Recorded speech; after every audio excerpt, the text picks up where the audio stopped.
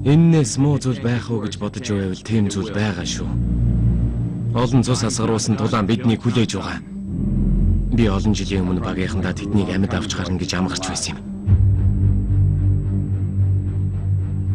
Таныг амар үдсэн л гэж бодлоо. 3 дугаар салааны үлдсэн цэргүүд хаана байгаа? Би тэд штэ. Түрүүч Колер, би танай экипажийн шинэ туслах оператор байна. Танкын сургууль төгссөн үү? Гэр чин тэр байна да. Би танкын дотор сууж үзээгүй. Тэгвэл суугаад үзтээ. Би Африкт энэ муусан германчуудтай байлдаж байлаа. Одоо би тэдэнтэй нутагт нь байлдаж байна. Масаад байхааргүй амтж шүү. Дайны хүнд цагт энэ байлдаарах байх. Их л устай газар та надад чамаас өргөн алга. Мөр зэрэгцэн тулдж яваа. Би өөрөө хийж үзээгүй зүйлээ чамаа хий гэж тушаахгүй. Цэрэг андууд шигээ зөрөгтэй бай. Өдөрлөг бэлэн. Гордо бэлэн. Грейд бэлэн. Бойд бэлэн. Грейд бэлэн. Бэлдээд галлаад. Мөн нохон гүлгийг шүршээд өг.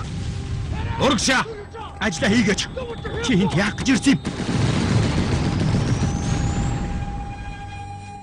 Амьдрал амгалан түүх догш.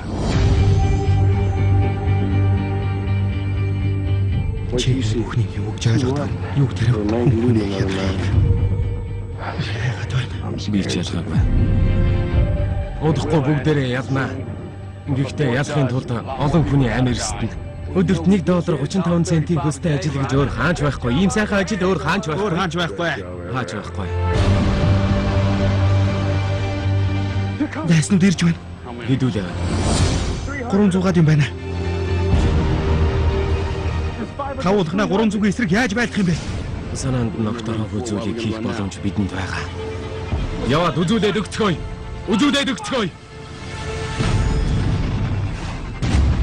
Одоо